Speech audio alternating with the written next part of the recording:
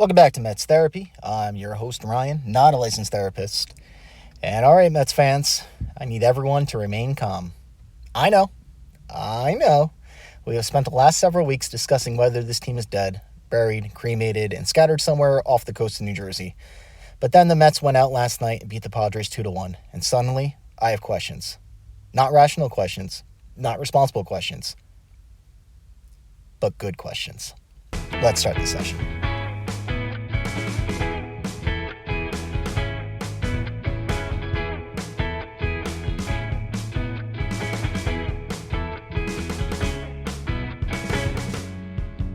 My main question, what if we actually do this?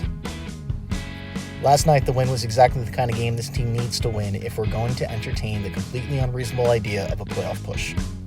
McLean was fantastic. The defense was even more fantastic. The Mets got the big hits when they needed them. And somehow, someway, they held one of the hottest teams in baseball to only 2 runs. This wasn't a 12-10 slugfest where everybody forgets who pitched. This was a playoff-style baseball game. Pitching, defense, clutch hitting, and enough anxiety to take 5 years off my life. So basically, it's Mets baseball in a nutshell. Now, let's address the elephant in the room. The Mets are still 10 games out of the final wildcard spot. 10. That's not exactly we control our own destiny. That's more like we need everything ahead of us to have an extremely unfortunate August. And here's the thing. There's still enough games left that this isn't mathematically ridiculous. The Mets don't need to suddenly become the 1927 Yankees. They need to become a really annoying baseball team. The kind of team that nobody wants to play. They need to win series. They need to sweep teams. They need to stop losing games that they're supposed to win. But most importantly, they need to beat the teams that they're chasing. So, here's the roadmap. Number 1, they got to keep winning. The Mets have won 4 straight and are 7-3 in their last 10. That's the formula. Don't worry about the standings every 5 minutes. Just keep stacking wins. Number 2, they got to take advantage of this Padres series. They already got game 1. They got to get game 2 and 3. If you're going to make an absurd September run, this is how it starts. You beat the teams ahead of you. Number 3, the young guys have to keep producing. Bench, McLean, Ewing, all amazing last night. The bullpen, even better since the trade deadline.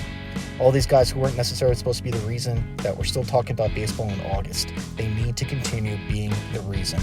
And honestly, that's the fun part. Because this team doesn't look like the same team that got us to the point where everyone started talking about 2027.